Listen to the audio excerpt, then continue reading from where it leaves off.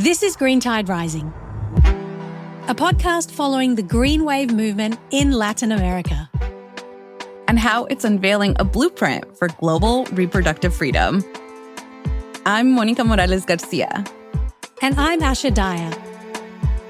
Last episode, we spoke with our green wave expert Jimena Casas and other activists and organizers about the state of reproductive rights in the US and how the green wave is beginning to make its way here, as long as we make it happen. In our season finale, we're at the U.S. Mexico border to focus on the people who have been working so hard over the past few years to bring the green wave to the U.S. because the stakes are high. Throughout this series, we've amplified both the seminal and the unsung stories of the green wave, the stories that just aren't part of our daily news feeds. And our hope is that the voices you've heard in Green Tide Rising have inspired you as well. So we're going to peel back a few layers of what's happening in the U.S., specifically in Texas. And our guests in this episode remind us of a few key things. How humanitarianism crosses borders, how religion can be a tool to champion repo rights as opposed to being a source of guilt or shame, the importance of medically accurate information about medication abortion, the vital role of accompaniment networks, and the power of the Latino vote in the 2024 election for abortion rights. This episode is dedicated to all the advocates and everyday people who are working in community to create opportunities for pregnant people in Latin America and now the most restricted U.S. states. And to all the Latino voters. And with the next administration right around the corner, we can see two very different reproductive rights futures based on the outcome of this presidential election. First, we have the Democratic nominee, Vice President Kamala Harris. We have worked too hard and fought too long to see our daughters grow up in a world with fewer rights than our mothers. And then we have former President Donald Trump, who has been notoriously ambiguous in his stance on abortion. Instead, we hear him express these kind of statements praising the very Supreme Court justices who overturned Roe, that he himself handpicked. I want to thank the 6 justices, Chief Justice John Roberts, Clarence Thomas, Samuel Alito, Brett Kavanaugh, Amy Coney Barrett, and Neil Gorsuch, incredible people. But we get the idea. Over this series, we've shown that politicizing abortion is based in the patriarchal tradition of controlling women and people who can get pregnant to preserve the power of the anti-abortion coalition and to ultimately organize them around a certain political candidate or party. But with the green wave, things are beginning to shift. I really hope that the elections will show us a better future, that we have Kamala take on that.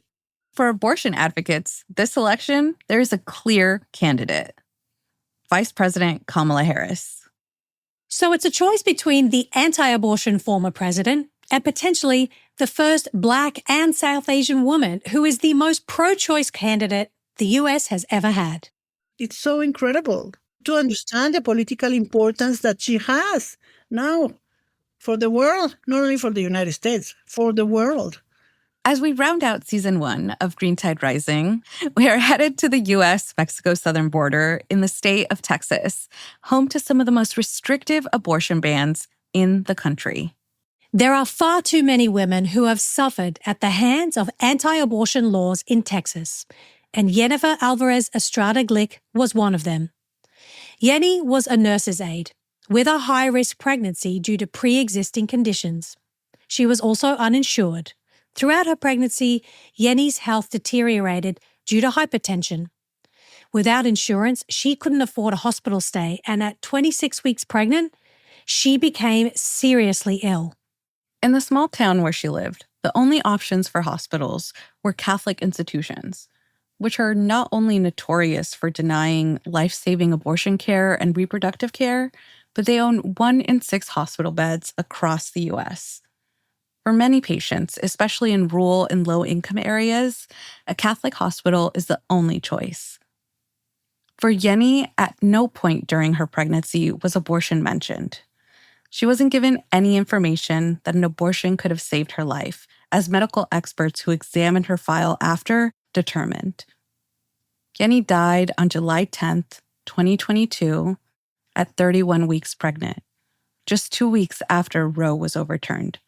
But in Texas, SB 8 was already the law of the land, which meant that for women in Yenny's position, despite this awful law being introduced under the guise of saving life, it ended up becoming a death sentence. But like we've seen throughout Latin America, and even in the most repressive systems here in the US that people like Yennefer experienced, women will fight for reproductive rights, no matter the legal or cultural barriers or physical borders standing in their way. We started receiving many requests for abortion support before the pandemic. This is Verónica Cruz. She goes by Vero. And she is the founder and executive director of Las Libres. Today, Vero and Las Libres help American women and women all over the globe have medication abortions. They do this by shipping out the World Health Organization gold standard for medication abortion, the combination of mifepristone and misoprostol, often referred to as Miffy and Miso. And right at the beginning of the pandemic, before everything shut down in 2020, Las Libres began getting a lot of requests, and they didn't really know why. And we didn't understand what was going on because we have never been very into social media. I mean, everyone tags us, everyone posts something about us, but we're not there all the time. But then they noticed this post on Facebook. It had thousands of likes and had been shared over 10 million times. It was a picture of a large semi-truck that's used to transport fruit. The truck was covered with a tarp, and on the tarp read, Miffy Guy Miso.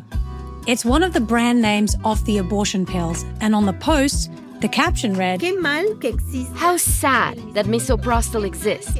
How sad that mifepristone and misoprostol exist. How sad that medication abortion exists.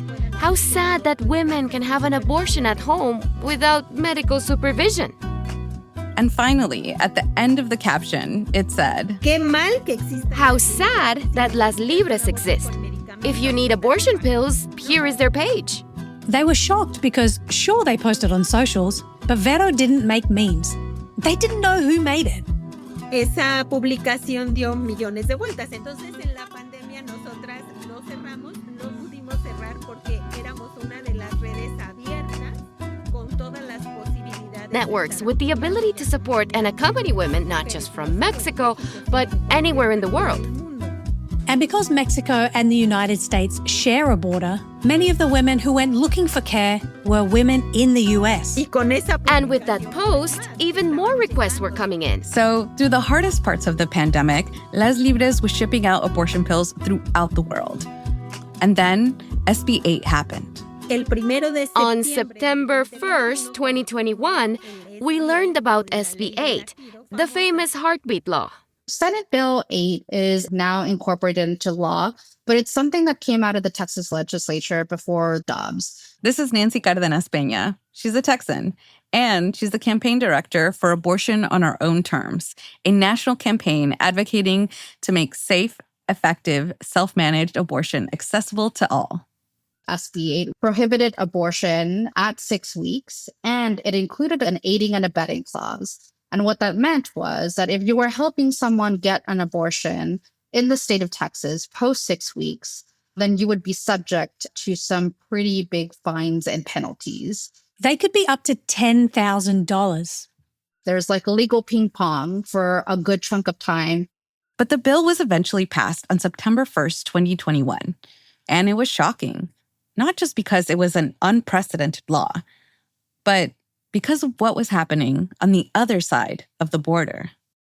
5 o 6 días después, la Suprema Corte 5 or 6 days later, on September 7, 2021, the Supreme Court of Justice of the Nation of Mexico declared the criminalization of abortion unconstitutional.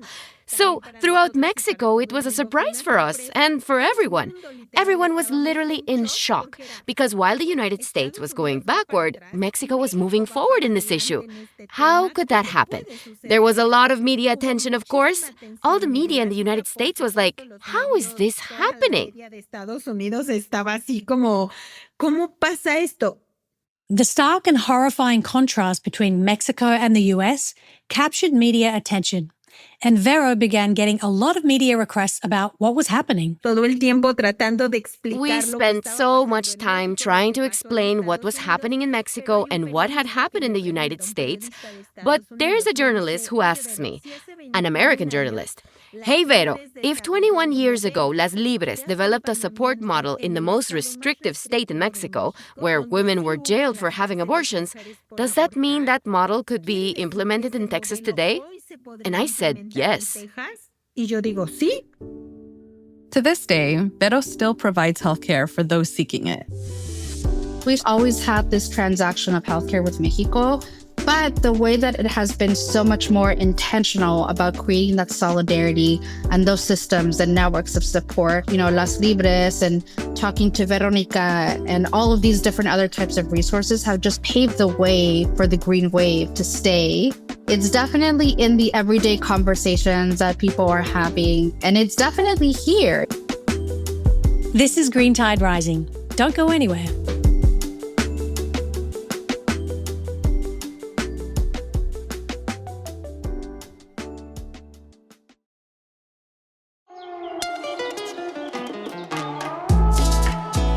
Hi, Asha. Hi, Monica, and welcome everyone to episode 8 of Green Tide Rising. And even though it is our season finale, we will be back for a bonus episode after the election, so stay tuned for that.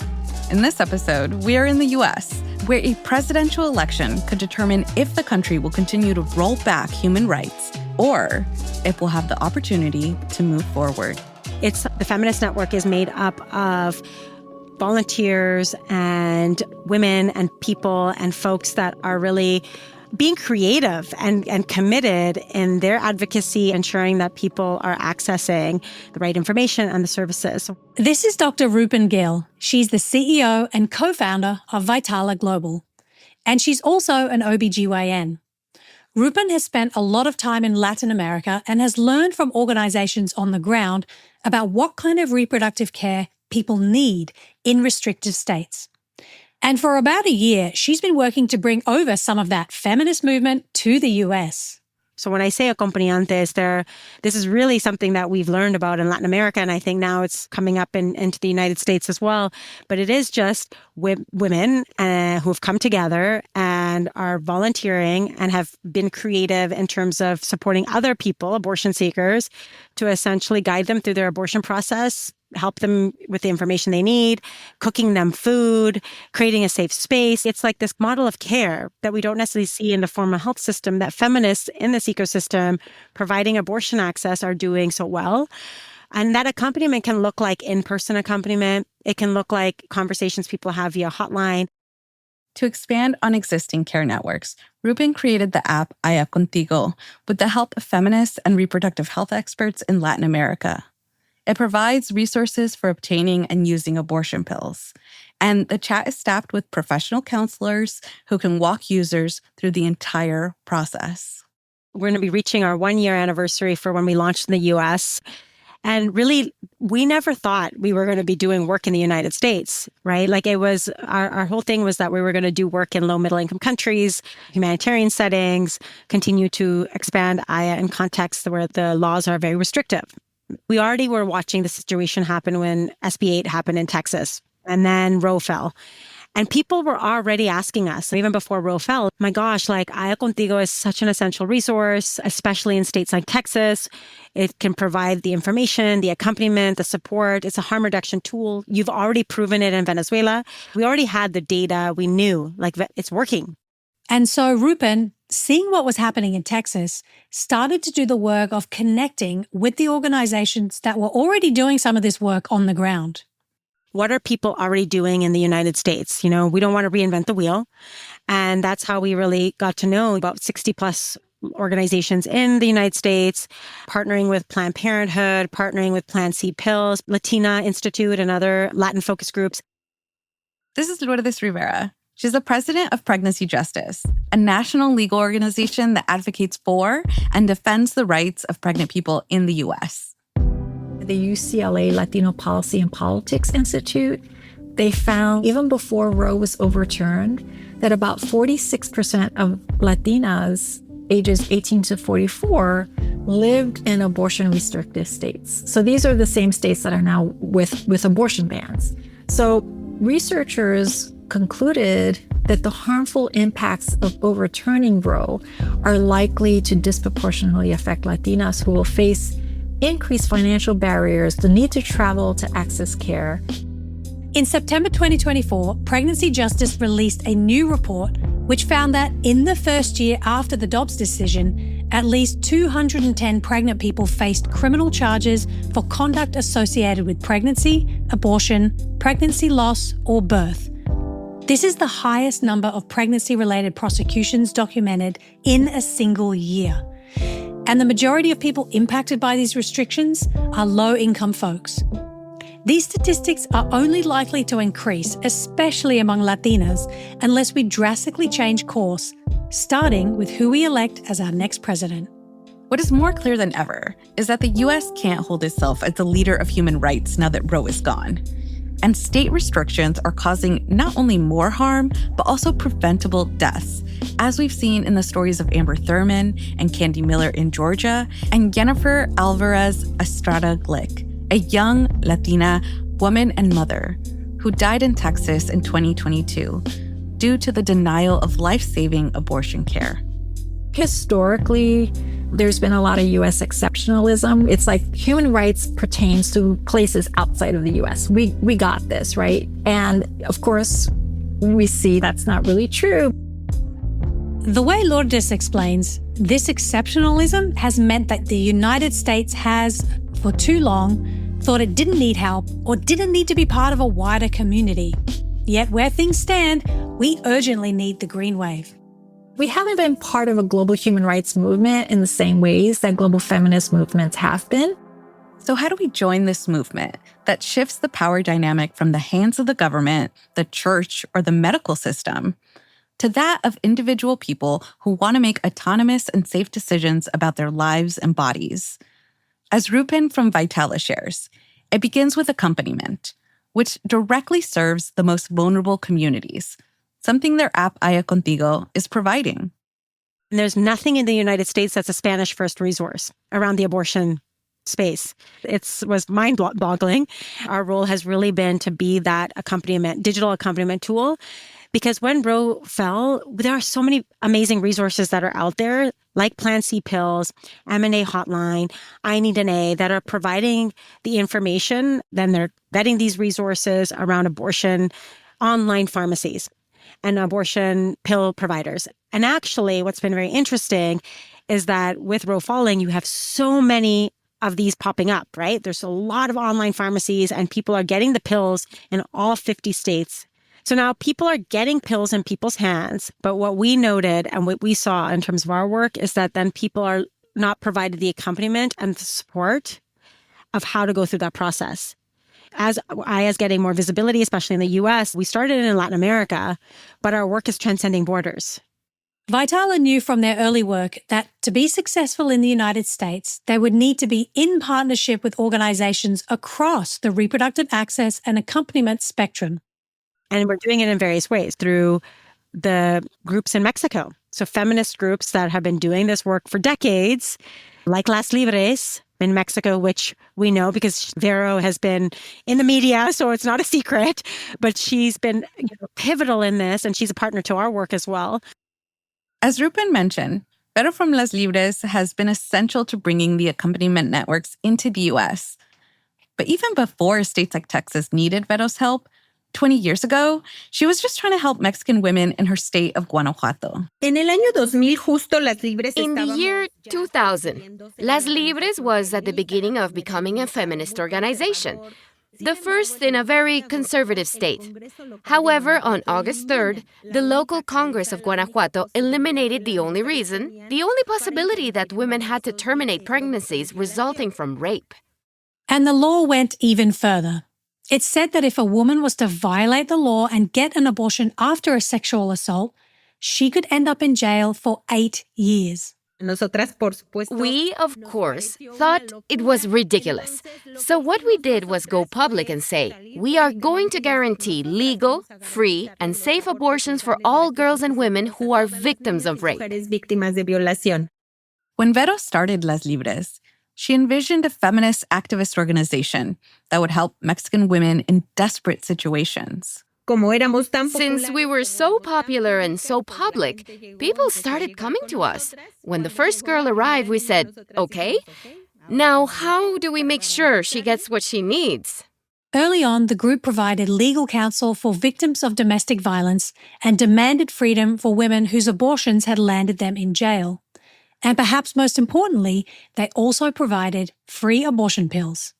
Pero muy rápido llegaron mujeres que nos decían... But very quickly, women started coming to us saying, I'm not a victim of rape, but I also want to terminate this pregnancy. And we said, the procedure is the same, right? Regardless of what the law says, they have the right. The procedure is the same. We can guarantee it. And that's how the support model of Las Libres was born, providing safe abortion at home without medical supervision. And that was it. Vero remembers when women, those who hadn't necessarily experienced any form of violence, also reached out to her organization looking for help. It was a moment of realization that the work that they were doing was way bigger than they initially anticipated.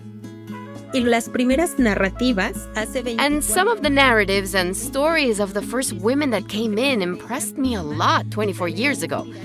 In fact, I think the inspiration for how to create support networks came from them.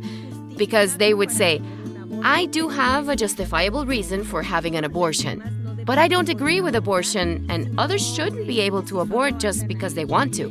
por gusto, ¿no? It didn't really matter why they were getting an abortion. It was their decision, and Vero made sure every person was able to choose whether to have a child or not. Entonces, si tú tienes derecho, ¿qué piensas del resto de las So, if you have a right, what do you think about the rest of the people? But above all, we realized that those first women, for obvious reasons like abortion being so stigmatized and carrying so much negative baggage, had very poor information about abortion. It's not just about abortion is bad, abortion is a crime, abortion is a sin, it's killing someone. So I realized that simply talking about abortion, having a dialogue about it, would clear up a lot of doubts and misinformation that people had.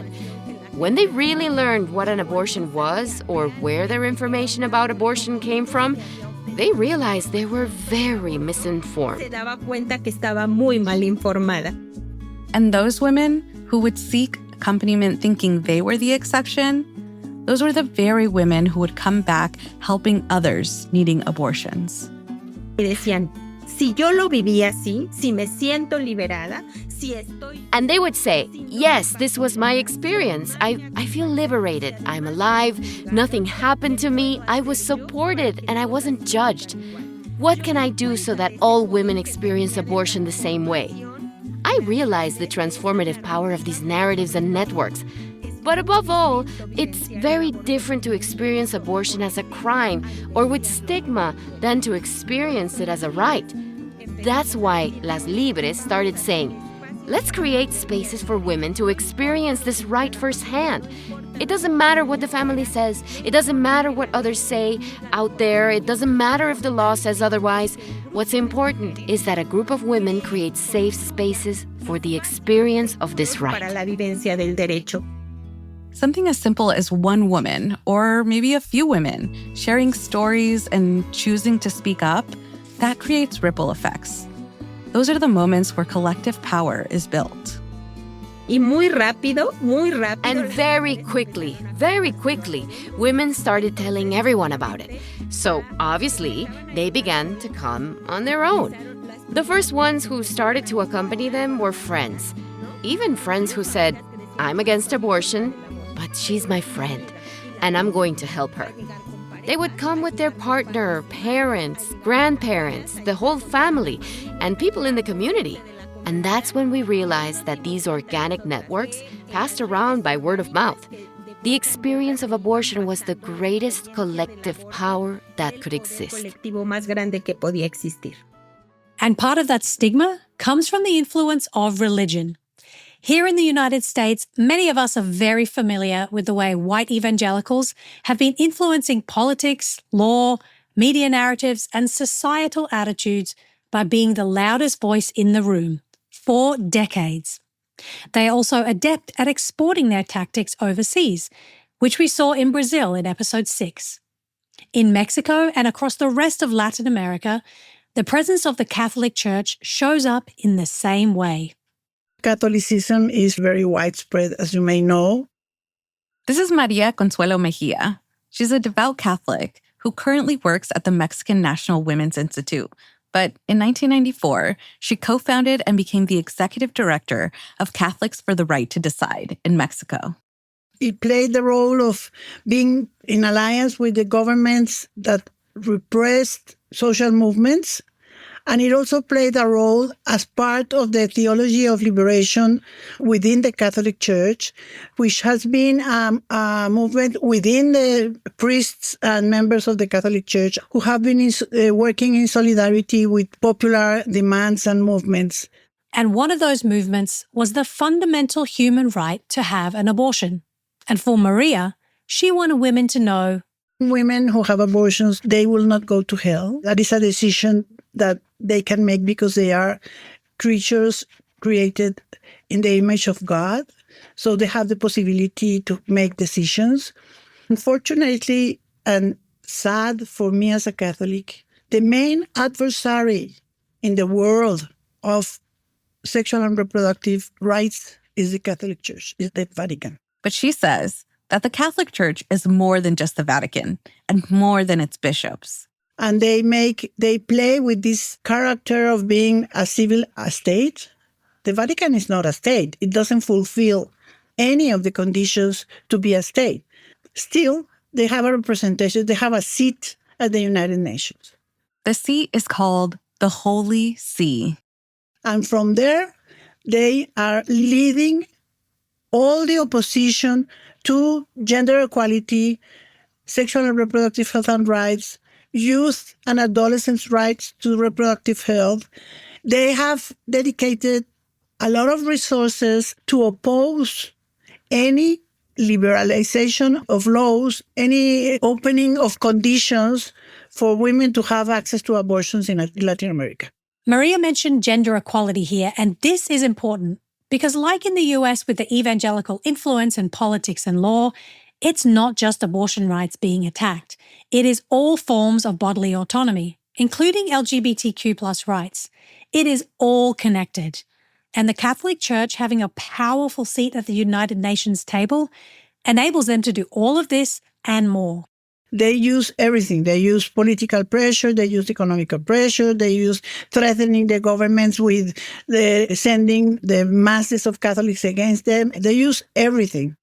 And they've had a lot of success until the scandal that arose worldwide about sexual abuse within the Catholic Church. In the U.S., the most publicized scandal was in 2018, when a court found that the Catholic Church in Pennsylvania covered up the childhood sexual abuse of over 1,000 children by more than 300 priests over a period of 70 years. And that was just one state in the U.S. It made many people question whether the Catholic Church could claim they care about life if they were the ones working so hard to cover up the widespread sexual abuse of the very children they supposedly wanted to protect. The scandal eroded the moral authority of the bishops and priests and of the church in a way. Nevertheless, I think that there is still a strong group of members of the church working for social justice from different points. Despite the proverbial and literal loudest voice in the room being the Holy See, there are many nuns and priests who are in solidarity with marginalized communities. That's a reality own many of the hospitals at the rural levels. So those kinds of presence of the Catholic Church in the life of people have to be taken carefully because the state cannot provide anything for the health of the people in that community. There is a Catholic priest or a Catholic nun that knows how to do it.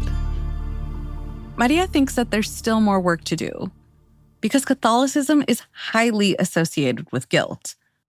The idea of the Catholic doctrine as a doctrine where everything is, if you don't obey, I will punish you. And so people are all the time asking forgiveness for the sins they made, which is completely out of the way in the real interpretation of Catholicism and many of the doctrine made by feminist theologists, for example. It doesn't have to be a choice between religion or abortion. In fact, there's a long history of religious leaders supporting abortion rights, albeit under the radar. In the United States, before Roe v. Wade was decided, there was a group called the Clergy Consultation Service who counseled and referred people to licensed doctors for safe abortions. Started in 1967 by a group of 21 Protestant ministers and Jewish rabbis in New York City, the group grew to incorporate chapters in 38 states with approximately 3,000 clergy as members. I guess you could call it an early accompaniment service led by religious leaders. They were breaking the mold, and they showed up in the lives of people as representatives of God's love, affirming the right to abortion as sacred. As a Catholic, Maria's life and perspective was forever changed by the religious leaders determined to shift the narrative around faith. Feminist theologies have been so important to break this idea that God is this burdened man that comes with a stick and kicks you. It is the idea that God is goodness, is solidarity, is comprehension. He is, or she, because God can be a woman or God can be a community.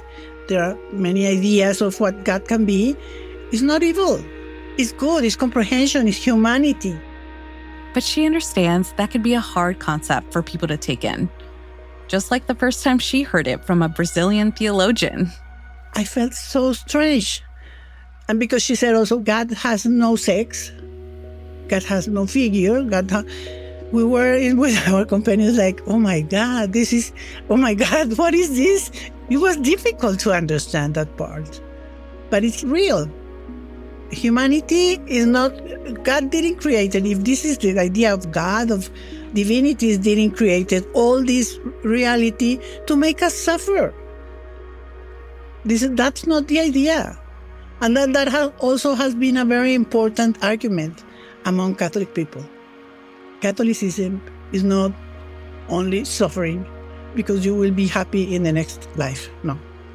That you are living here and now, and that you have rights, and you can fight for them. So how do we fight for our rights right here and right now? Because as former Planned Parenthood CEO and women's leadership expert Gloria Felt once told me in an interview, fighting back is not enough. We need to fight forward. We can set the agenda. Here's Lourdes Rivera, President of Pregnancy Justice again. I think that this is an opportunity, now that we don't have Roe, to imagine something much more comprehensive and robust that protects and advances decision-making, bodily autonomy, dignity of all pregnant people. And this opportunity can be realized by a human rights-centered movement powered by everyday people. The United States is grappling with the loss of this fundamental right to abortion. Latin America is in the midst of this green wave, which is extending abortion rights. There is a story of hope here, because over the past couple of years, a number of activists and organizers have been gathering to strategize about how to bring the green wave to the United States and make women's lives better. Women's Equality Center, the Latina Institute, and IPAS brought together abortion rights activists from Latin America and the US to share strategies and solidarity toward cross-border collaboration for reproductive justice. They first met in early 2023 and again in May 2024. Dr. Roopan Gill from Vitala, who was present at the second gathering, knows firsthand the ripple effects of this movement and is excited to see how the green wave might unfold in the U.S. That energy, that emotion, all that hard work in taking evidence-based, policy, medical information, all of that, and then seeing like the law change, right? Like that for me, it's because it's the collective and the solidarity. That's what I feel like the green wave really defines. The green wave gives you hope, right? And I hope that green wave that we've seen go through all of Latin America and now is moving into the United States gives us hope. And even in some of the most regressive states with harsh abortion policies, women find a way. And one way is messaging Las Libres on WhatsApp or Signal or by text and getting abortion medication delivered to your home. And it's all free. Un paquete típico va a ser para la mayoría de las personas. For most people, a typical package will be, as I said, those who were under 12 weeks. It will include mifepristone and misoprostol. We have some pretty creative volunteers who might even include the sanitary pads that are needed. Some honey sticks, because some people can experience nausea from the medication. So honey or a little candy to help manage that. There will also be pain relief pills in case there's any pain, like ibuprofen or any other painkillers they might need. The package might even come with a little gift, like some earrings, and a note that says they're not alone. Women tell us that they appreciate this, feeling like even if someone isn't physically there, they know someone is there with them. Que aunque alguien no esté físicamente ahí, saben que alguien está ahí, ¿no? And we know that abortion medication is safe. Dr. Roopan Gill, again. They're safer than taking penicillin, a shot of penicillin, or even your Tylenol, right? We don't need to keep studying the safety because we have a plenitude of that data, right? Interestingly, I think it's important to know as well that there's two regimens, right? There's one that is mifepristone and misoprostol, and then also misoprostol alone. You'll swallow the one mifepristone, which is 200 milligrams, and then 24 to 48 hours later, we suggest that's when folks will take the misoprostol. And the misoprostol is inside the cheek and teeth. You can do it under the tongue. All 4 tablets can be under the tongue, or the final one is a vaginal route, which is also all 4 tablets going in the vagina. However, you can do it, it's effective, but we don't suggest this one in Aya because the pills can remain in the vagina. And if you are in a restrictive country or state, there can be identifiable remains, but if taken orally, a doctor cannot tell if the termination of pregnancy was a miscarriage or a selective abortion. What's very important to know is that when you take the misoprostol, you allow it to dissolve for 30 minutes, regardless of the route in which you've done it, and then you can swallow the remains. We're hearing so much about self-managed abortion now, more than probably ever before. Nancy Cárdenas Peña from Abortion on Our Own Terms, again. People have been terminating their pregnancy since the beginning of time. Now that Texas basically has a full ban in place, Nancy knows how to manage through this landscape. And it's thanks to Vero from Las Libres. It was just a chaotic time for all of us. And I happened to be meeting with a reporter who wanted to learn a little bit more about the intersection of immigration and reproductive health care. And she's like, oh my God, guess what? There's this organization called Las Libres and they're hosting something. And I'm sure that they would love to talk. And that's how that conversation started. It was around the time where Verónica and Las Libres were doing this much more focus on the United States and realizing that there needed to be a much more intentional push for collaboration. And so the conversation started like that, and it's evolved and it's been consistent ever since. I think that something really important and the framework that we're trying to adopt is always maintaining that international solidarity. It's the community aspect we've talked so much about, and it works on a global scale too. It's being able to learn so much from so many different groups who are doing amazing work and having that continue, regardless of what happens in the United States. Even if we were to get a federal protection again, it's always about opening and dreaming of this better world for abortion care, because we never want to go back to where we were, feeling helpless and feeling like we don't have enough options. Like, we want to create and cultivate this healthy ecosystem of abortion care options. And talking all of that with Vero and learning so much from her has been sort of the silver lining in all of this.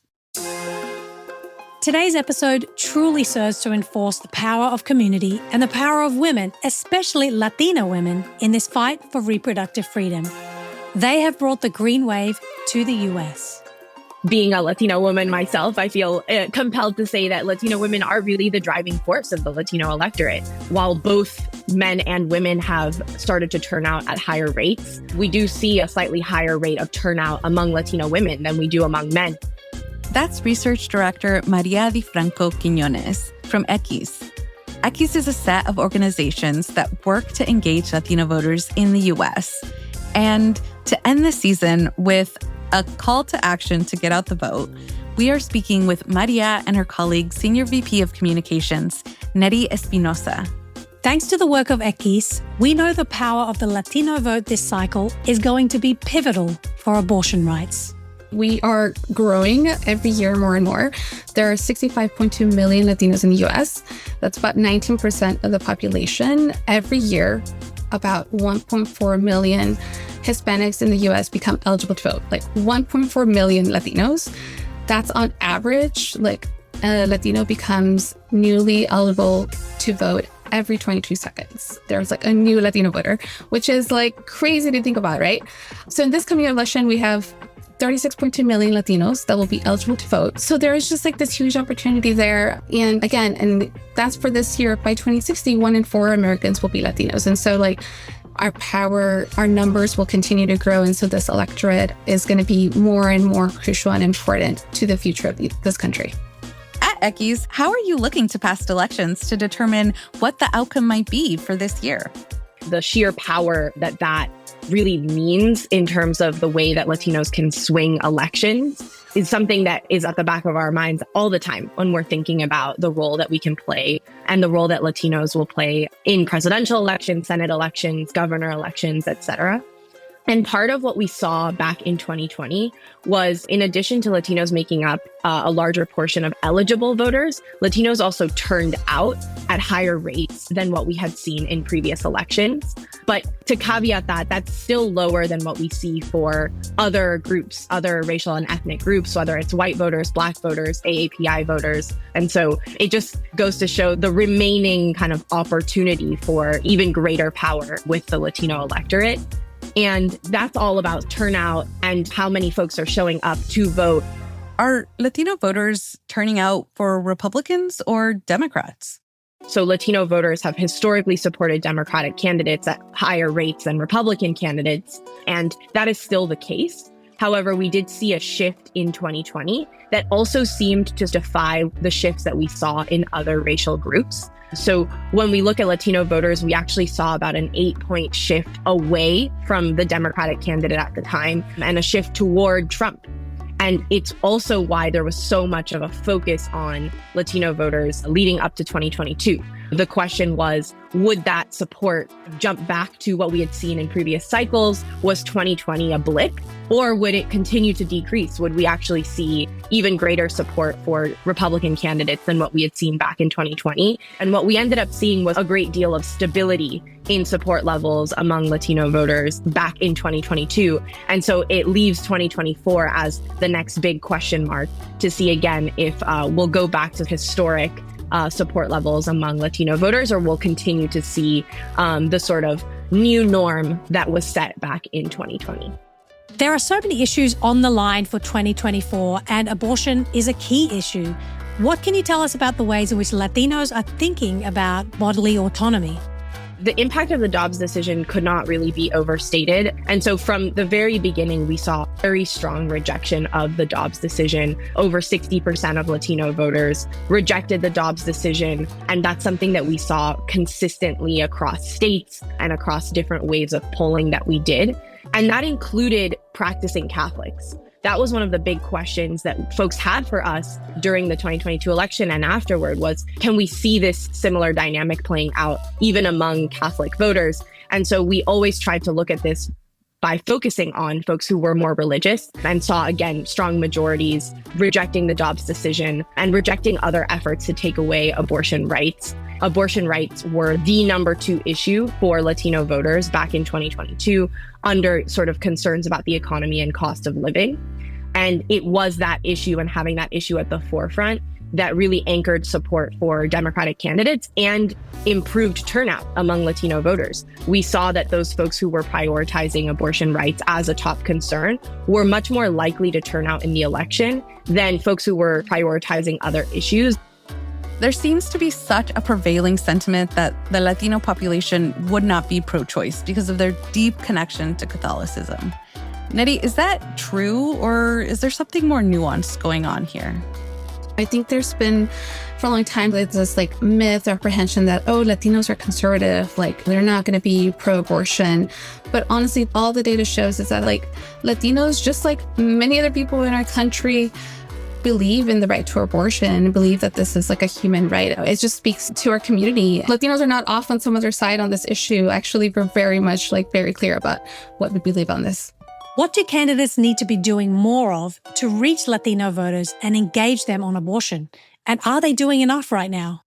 We've seen some apprehension, some fear that we can't talk to Latinos about abortion. I think our polling, as well as other groups that are also doing this work and communicating with Latinos on this issue, have found that's not true at all. That's not what the data shows at all. There's a need to also communicate on this in Spanish. And so what a lot of our research has shown in polling is that there is an underinvestment in reaching our community, particularly Spanish-speaking Latinos. And so that is an area where we're always trying to push people, talk to our community about abortion, talk about it to our Spanish-speaking community. They need to hear more about this issue and why it's important for them to go out and vote. I think that's something that we have seen both in communication with Latino voters, but also in communication more broadly, but really being able to lean into the power of sharing stories about people who have been impacted. I think that both from an organizing perspective and the way in which you can have a conversation with someone, leaning into the power of sharing the stories of women who've been impacted by the extreme abortion bans in their states has been incredibly powerful, and is something that we hope to continue to see, especially also in Spanish communication, like Nery was mentioning. One of the most exciting aspects of this upcoming election is the huge number of young people voting. In fact, there are about 41 million Gen Z eligible voters this cycle. What can you tell us about young Latino voters specifically and how to reach them? Something that's so interesting about the Latino vote is that we're young. It's a very young electorate. I think only 33% of Latinos are, eligible to vote are ages 50 and older. So we're a very young demographic. And I think it's good to keep in mind that for many of us, I'm an immigrant myself, I didn't grow up with hey, you got to go vote, you got to register to vote. And so for a lot of our young voters who are maybe first generation or even second generation, a lot of the times, they have to figure it out. They're my family couldn't vote before me. And so I think you have to keep this in mind for these young voters. It's we really have to go and do that outreach and do that work and making sure that they register to vote and that they understand the stakes that are at hand. It's the potential of having the first woman president who's a daughter of immigrants, who is a champion for reproductive rights.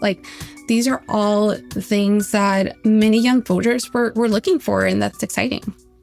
There has been a lot of talk about Project 2025 in this election cycle, Trump's vision for the future, and how abortion factors into this plan.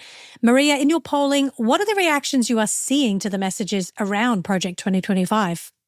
One of the reasons why abortion rights are so important when it comes to this election is really tied back to the two visions that are being presented by the presidential candidates in this election. You have a vision that is provided by Vice President Harris that is about maintaining reproductive freedoms, right? Is about making sure that families are able to make decisions for themselves and about providing the opportunity to do so, whether that's on the subject of abortion or on the subject of how they're able to provide for themselves, and tying it back to the economy. And on Trump's side, you have a vision that is tied to some of what we've seen in Project 2025, and that abortion rights are so clearly attacked by his vision for the U.S. In some of our recent polling, we included a lot of the different proposals from Project 2025, and we found that revoking access to abortion pills, which is one of the things that is listed, is the number one most rejected component of Project 2025, of all of the things that we hold. We see different spikes again of the rejection that Latino voters are clearly communicating when it comes to some of the plans that Trump and his allies have for a second presidency. And it's not just Latinas who believe in bodily autonomy, right? When we poll at the state level about some of the abortion bans that Republican electeds have tried to implement or have successfully implemented in states like Texas, we see really strong rejection of those bans among Latino women, but also among Latino men. I'm actually thinking one of the participants from one of our groups in Wisconsin recently was just saying, yo estoy en favor de que la gente sea libre de seguir, que todo lo que sea más conveniente, lo que es lo más conveniente. Cada quien conoce su situación y todas las situaciones son distintas. This person again saying, I don't know if I am in favor of abortion, but I just want to make sure that people can make decisions about their situation because they know their situation. So this isn't something that just the women in the groups are able to say because of their own experiences, but we even hear it coming from some of these groups that are made up of Latino men. And these are not hyper-liberal Latino men that we are including in these groups. These are Latino men who are maybe undecided about how they're going to vote, but they're not unclear about where they stand on the issue of abortion rights. Let's talk about the abortion ballot measures for a moment, because in a number of states that will be voting on these, there are significant Latino populations.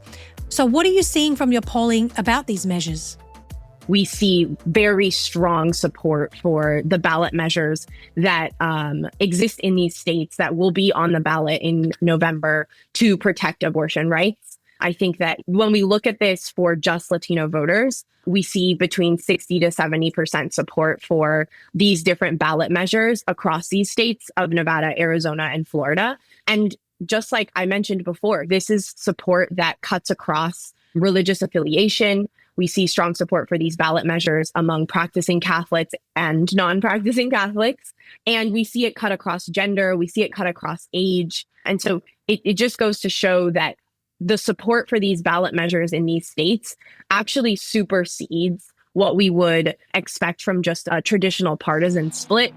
Speaking of Texas, where we've been most of this episode, it's so exciting to hear that the green wave is coming ashore here.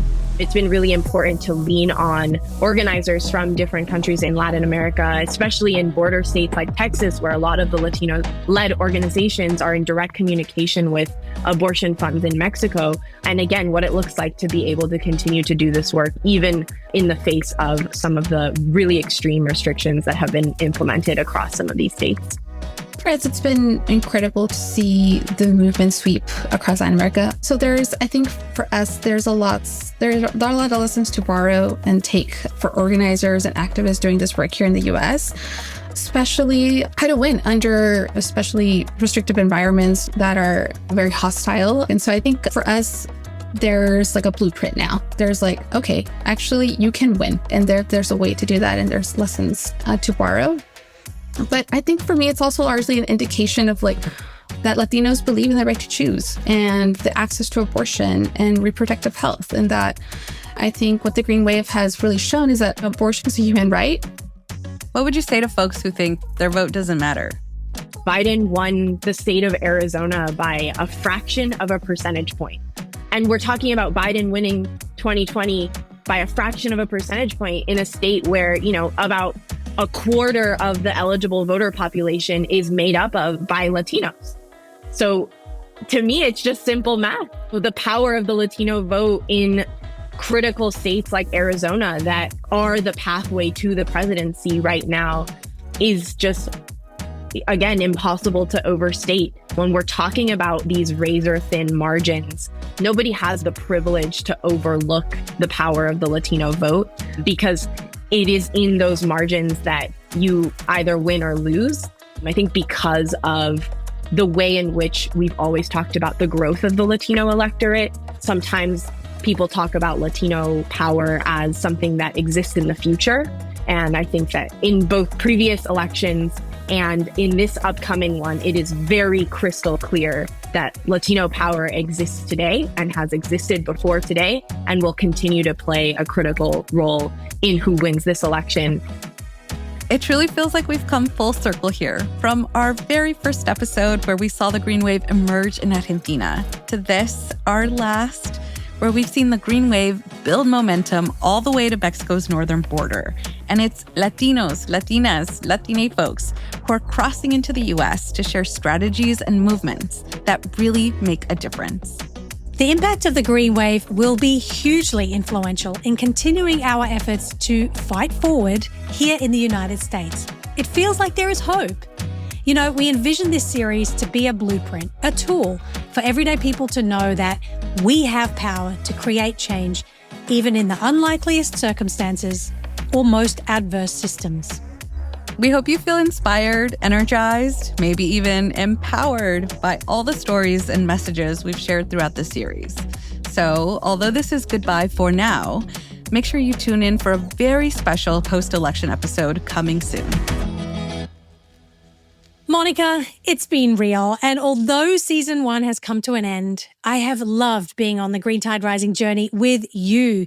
You know, it's been such a privilege to interview some incredible folks from across Latin America, the Caribbean, and here in the United States.